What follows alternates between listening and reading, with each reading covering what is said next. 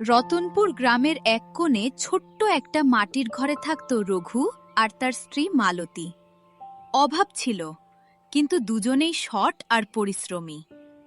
ভোরবেলা চুলায় আগুন জ্বলছে, কড়াইয়ে সামান্য সবজি ফুটছে। দেখো তো, এইটুকু সবজি দিয়ে আমরা দুজন কিভাবে সারাদিন কাটাবো? কালও তো শুধু নুন ভাত খেয়েছিলাম, আজও কি একইভাবে চলবে? আমি জানি মালতী, তোমার কষ্ট আমি বুঝি, কিন্তু আমি চেষ্টা করছি। মাঠে দিন রাত খেটে যাচ্ছি, হয়তো একদিন সব ঠিক হয়ে যাবে। কবে হবে সেই দিন? আমার তো মাঝে মাঝে মনে হয়, আমরা কি কোনোদিন ভালোভাবে বাঁচতে পারবো? একটা ভালো ঘর, দুটো ভালো কাপড়, এইটুকুও কি আমাদের কপালে নেই? রঘু চুপ করে যায়, কথা খুঁজে পায় না। ঠিক তখন এই এত সকালে কে এভাবে দরজা পেটাচ্ছে? রঘু দরজা খুলতেই দেখে সামনে দাঁড়িয়ে আছে হরিলাল শেঠ। চোখে রাগ, মুখে কুটিল হাসি। রঘু, অনেক নাটক হয়েছে, এবার আমার টাকা বের কর। শেঠজি, আমি তো কালই সব টাকা সুদসহ দিয়ে দিয়েছি। আপনি নিজেই হিসাব মিলিয়ে নিয়েছিলেন। চুপ, দেরি হয়েছে। এখন সেই টাকার ওপর 5 গুণ সুদ বসেছে, এবার সেই হিসাবেই টাকা দিতে হবে। 5 গুণ? শেঠজি, এটা অন্যায়। আমি গরিব মানুষ, এত টাকা কোথা থেকে দেব? দয়া করুন শেঠজি, আমরা আপনাকে সব টাকা দিয়ে দিয়েছি, আর আমাদের কাছে কিছু নেই। আমার কাছে কান্নাকাটি করে লাভ নেই, পয়সা চাই, আর কিছু না। সে ঘরের ভিতর তাকিয়ে দেখে দেখছি অনেক কিছু আছে এখানে। পয়সা না দিলে এইসব বাসন কাপড় সব নিয়ে যাব। আপনি গরিব মানুষের ওপর এত অত্যাচার করছেন, এতে কি আপনার একটুও কষ্ট হয় না? ব্যবসায় কষ্ট বলে কিছু নেই। যদি বাঁচতে চাও পয়সা দাও, না হলে ফল ভোগ করো।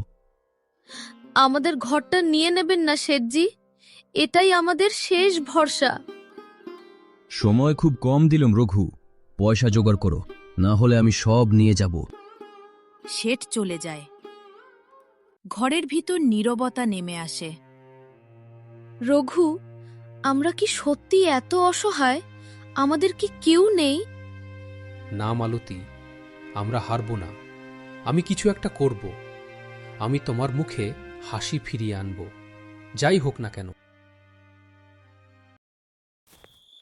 সন্ধ্যা নেমেছে রতনপুর গ্রামে। সবাই নিজের নিজের ঘরে ফিরছে, কিন্তু গ্রামের সবচেয়ে বড় বাড়িতে চলছে এক ভয়ঙ্কর পরিকল্পনা। হরিলাল শেঠ খাটে বসে পানের রস চিবোচ্ছে। তার সামনে দাঁড়িয়ে আছে তার চাকর কালু। কালু, তুই তো আমাকে অনেক দিন ধরে চাস, জানিস আমি কেমন মানুষ। আমি জীবনে অনেক কিছু হারিয়েছি, কিন্তু কখনোই হার মানিনি। আর আজ সেই রঘু, একটা সাধারণ গরিব ছেলে, সে আমার সামনে দাঁড়িয়ে কথা বলার সাহস দেখিয়েছে, আমার চোখে চোখ রেখে কথা বলেছে। এটা আমি কোনোভাবেই মেনে নিতে পারি না। ওকে এমন শাস্তি দিতে হবে যাতে সে জীবনে আর কখনো মাথা তুলে দাঁড়াতে না পারে। শেঠজি, আপনি যা বলবেন আমি তাই করব, কারণ আমি আপনার লোক। কিন্তু আপনি ঠিক কি করতে চাইছেন সেটা যদি একটু খুলে বলেন, আমার বুঝতে সুবিধা হয়। আমি এমন একটা খেলা খেলব কালু, যাতে পুরো গ্রাম নিজে থেকেই রঘুর বিরুদ্ধে দাঁড়িয়ে যায়। আমি কিছুই করব না সামনে থেকে, কিন্তু সবাই ভাববে সব দোষ রঘুর, আর সে নিজেই নিজের জীবনের সর্বনাশ ডেকে আনবে। শেঠজি, আপনার কথা শুনে আমার গা ছমছম করছে। আমি ঠিক বুঝতে পারছি না আপনি কি বলতে চাইছেন। এটা কেমন খেলা? আজ রাতেই আমরা মন্দিরে ঢুকব, আর ভগবানের সব সোনা চাঁদির গয়না চুরি করে নিয়ে আসব। কি বলছেন শেঠজি? মন্দিরে চুরি? এটা তো ভীষণ পাপ, মহাপাপ। ভগবান আমাদের কখনো ক্ষমা করবেন না। আমি আমি এটা করতে ভয় পাচ্ছি। ভগবান? তুই এখনো এসব কুসংস্কারে বিশ্বাস করিস? ভগবানের গয়না দিয়ে কি হবে বলতো? ওগুলো পড়ে থাকবে মন্দিরে, কারো কোনো লাভ নেই। কিন্তু যদি সেই গয়নাগুলো আমার কাছে থাকে, তাহলেই তার আসল দাম বের হবে, বুঝলি? কিন্তু শেঠজি, যদি আমরা ধরা পড়ে যাই তাহলে তো সব শেষ, আমাদের কেউ বাঁচাতে পারবে না। ধরা পড়ব না, কারণ চুরি আমরা করব ঠিকই, কিন্তু দোষটা যাবে অন্য কারো ঘাড়ে। এমনভাবে ফাঁসাব কেউ সন্দেহই করবে না। কার ওপর দেবেন দোষটা শেঠজি? রঘু, কিন্তু শেঠজি, গ্রামের মানুষ কি এত সহজে বিশ্বাস করবে কেউ যদি প্রশ্ন তোলে? অবশ্যই বিশ্বাস করবে। রঘু প্রতিদিন মন্দিরের পাশ দিয়ে যায়, এটা সবাই জানে। আমি বলবো আমি নিজের চোখে দেখেছি তাকে। আর মানুষ কি করে জানিস? সত্য খোঁজে না, গল্প শুনেই বিশ্বাস করে। তার ওপর সে গরিব, গরিবদের তো সবাই সহজেই সন্দেহ করে, তাই না? আপনি ঠিকই বলছেন শেঠজি, আমি বুঝতে পারছি এই ফাঁদ থেকে রঘু বাঁচতে পারবে না। রাত গভীর হয়, চারদিকে অন্ধকার, গ্রাম নিস্তব্ধ।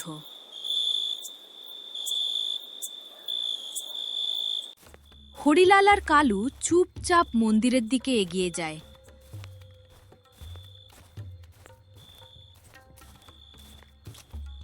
শেঠজি, আমার বুকটা কেমন ধরফর করছে।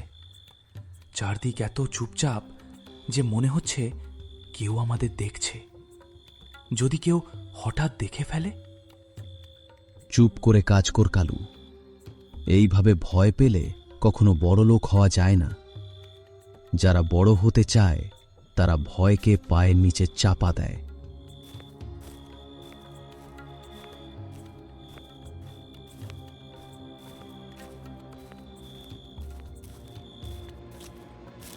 শেঠজি, এই দেখুন, কত সোনা, কত গয়না। আমি জীবনে এত সম্পদ একসাথে কখনো দেখিনি। একটাও যেন পড়ে না থাকে, সব তুলে নে। ঠিক তখন একটা কালো বিড়াল অন্ধকারে বসে তাদের দিকে তাকিয়ে আছে। তার চোখ দুটো অদ্ভুতভাবে জ্বলছে।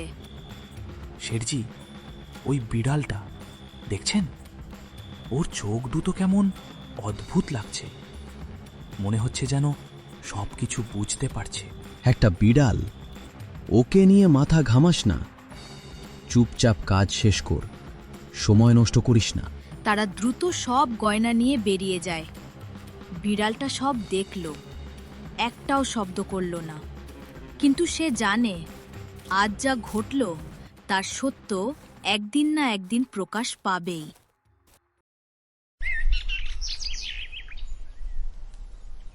পরদিন সকাল, মন্দিরের সামনে বিশাল ভিড়।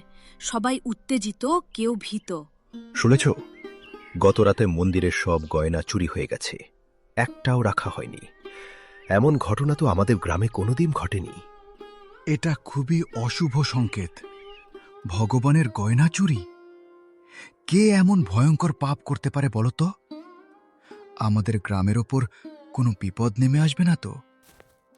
ঠিক তখন রঘু মাঠে যাওয়ার পথে সেখানে এসে দাঁড়ায়। এত লোকজন এখানে কেন জড়ো হয়েছে? সবাই এত উত্তেজিত কেন? কি হয়েছে এখানে? কেউ আমাকে একটু বলবে? রঘু, তুমি কিছু জানো না? মন্দিরে চুরি হয়েছে, সব গয়না উধাও। কেউ রাতের অন্ধকারে সব নিয়ে পালিয়েছে। কি বলছো তোমরা? মন্দিরে চুরি? এটা কিভাবে সম্ভব?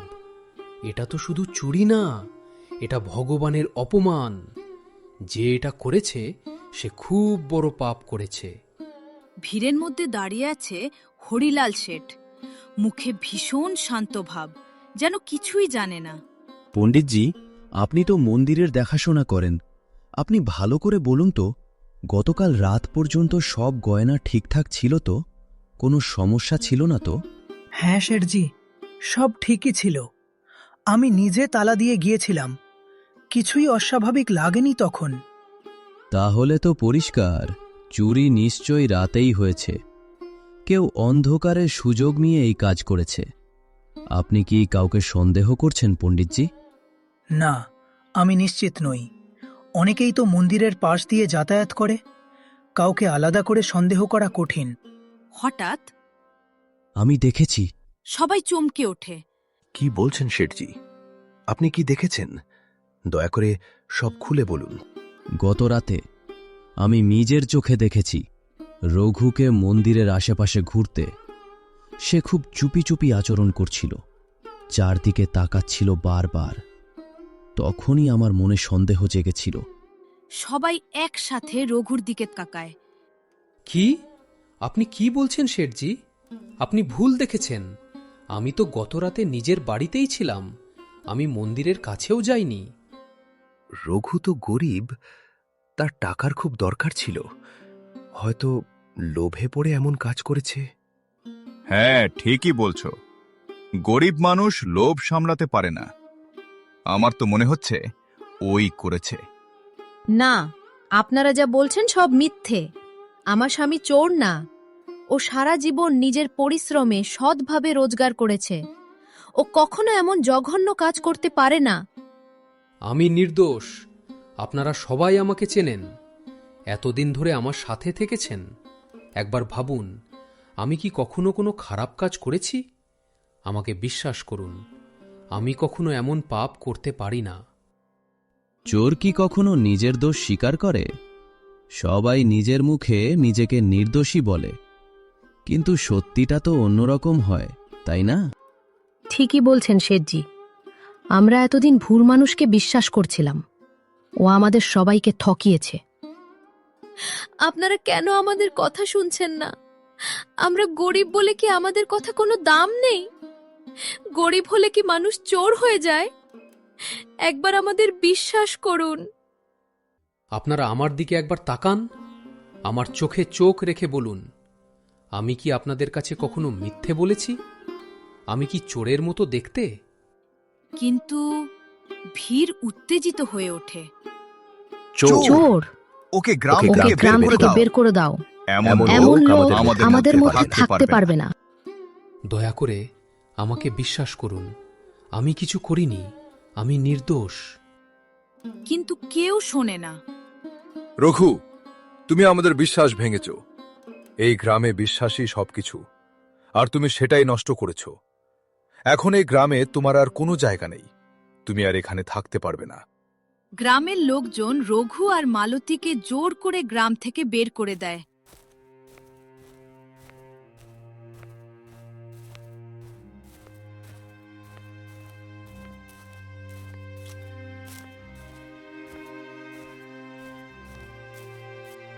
আমাদের নিজের মানুষই আজ আমাদের ত্যাগ করল। যাদের আমরা এতদিন আপন ভেবেছি, তারা আজ আমাদের বিশ্বাস করল না। এখন আমরা কোথায় যাব? কিভাবে বাঁচব? না, আমি হার মানব না। এই অন্যায়ের শেষ আমি দেখে ছাড়ব। আমি সবাইকে প্রমাণ করে দেখাবো আমি নির্দোষ। আর যে আসল চোর, তাকে আমি সবার সামনে এনে দাঁড় করাবো। যাই হোক না কেন, সত্য একদিন প্রকাশ পাবেই। গ্রাম থেকে তাড়িয়ে দেওয়ার পর রঘু আর মালতী জঙ্গলের ধারে একটা ভাঙা কুঁড়ে ঘরে আশ্রয় নেয়। চারদিকে নিস্তব্ধতা। না আছে খাবার, না আছে কোনো মানুষ। রঘু, আর কত কষ্ট সহ্য করব বলো? কাল থেকে কিছুই খাইনি, শরীরটা আর চলছে না। আমরা কি সত্যি এমন অপরাধ করেছি যে সবাই আমাদের এভাবে তাড়িয়ে দিল? না মালতী, আমরা কোনো ভুল করিনি। আমাদের সাথে অন্যায় হয়েছে, আর আমি এই অন্যায়ের বিচার একদিন অবশ্যই এনে দেব। তুমি শুধু একটু ধৈর্য ধরো। কিন্তু কিভাবে রঘু? সবাই তো তোমার বিরুদ্ধে। কেউ তোমার কথা বিশ্বাস করবে না। একদিন করবে। সত্য চিরকাল লুকিয়ে থাকে না। আমি হাল ছাড়ব না। তুমি এখানে থাকো, দরজা বন্ধ করে বিশ্রাম নাও। আমি খাবার আর পানির ব্যবস্থা করে নিয়ে আসছি। রঘু একা হাঁটছে, ক্লান্ত, কিন্তু হাল ছাড়েনি। হঠাৎ একজন সাধু সামনে এসে দাঁড়ান। বাবা, তোমার চোখে এত কষ্ট কেন? তুমি যেন অনেক বড় দুঃখ বয়ে বেড়াচ্ছ। বাবা, আমি নির্দোষ হয়েও চোরের অপবাদ পেয়েছি। আমি কিছু করিনি, তবুও সবাই আমাকে ঘৃণা করছে। রঘু সব ঘটনা খুলে বলে।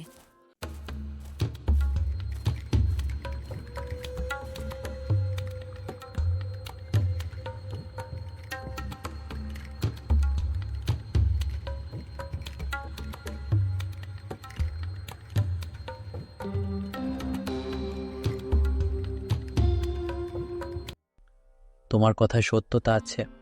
আমি বুঝতে পারছি তুমি সৎ মানুষ। তাহলে বলুন বাবা, আমি কিভাবে সত্য প্রমাণ করব?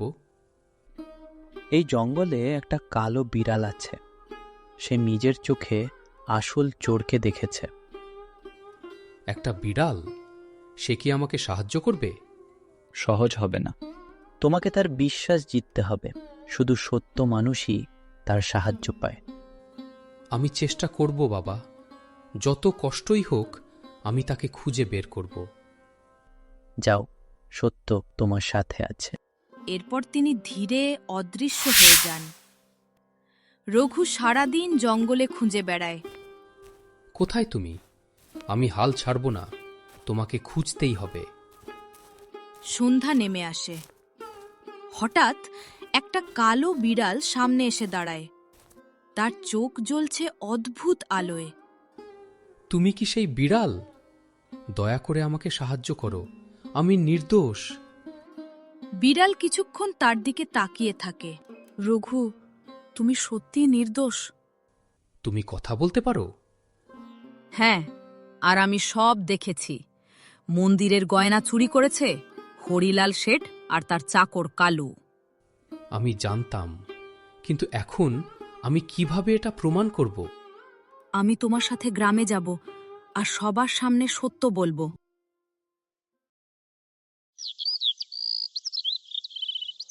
পরদিন সকাল, রঘু আর মালতী সেই কালো বিড়ালকে নিয়ে গ্রামে ফিরে আসে। গ্রামের মাঝখানে দাঁড়িয়ে রঘু জোরে ডাক দেয়, গ্রামবাসীরা, সবাই এখানে আসুন। আজ আমি শুধু নিজের জন্য না, সত্যের জন্য ফিরে এসেছি। আপনারা আমাকে চোর ভেবে অপমান করেছিলেন, আমার কথা একবারও শোনেননি, কিন্তু আজ আমি আপনাদের সামনে প্রমাণ করে দেব আমি নির্দোষ।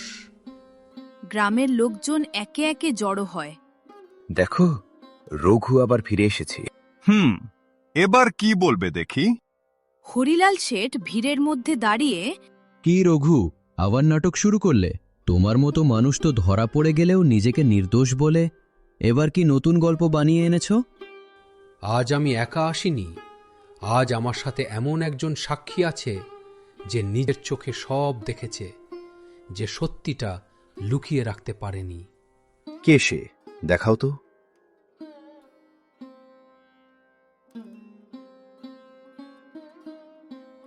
একটা বিড়াল, এটাই তোমার ভরসা? ঠিক তখন, হাসছ কেন? তোমরা মানুষ হয়েও সত্য চিনতে পারোনি, আর আমি একটা প্রাণী হয়েও সব দেখেছি। সেই রাতের প্রতিটা মুহূর্ত আমি নিজের চোখে দেখেছি। সবাই চুপ। এটা সব ভেলকি। একটা পশুর কথা কি কেউ বিশ্বাস করে? সত্যকে ভেলকি বলা যায় না। মন্দিরের গয়না চুরি করেছে হরিলাল শেঠ আর তার চাকর কালু। মিথ্যে, সব মিথ্যে। আমাকে ফাঁসানোর জন্যই নাটক করা হচ্ছে। তাহলে প্রমাণ দেখো। এখনই তোমার বাড়িতে যাও, সব গয়না সেখানে লুকানো আছে। সত্য নিজেই কথা বলবে। কিছুক্ষণ পর, সব সত্যি? গয়নাগুলো শেঠের বাড়িতেই? না, সব কালুর দোষ। না শেঠজি, আপনি আমাকে বলেছিলেন। আমি আপনার কথা শুনেই এই পাপ করেছি। সবাই সত্য বুঝে যায়। রঘু, আমরা ভুল করেছি। তোমাকে না বুঝেই শাস্তি দিয়েছি, ক্ষমা করো। আমি অনেক কষ্ট পেয়েছি, কিন্তু যদি সত্যি আপনারা নিজের ভুল বুঝে থাকেন, তাহলে আমি ক্ষমা করলাম।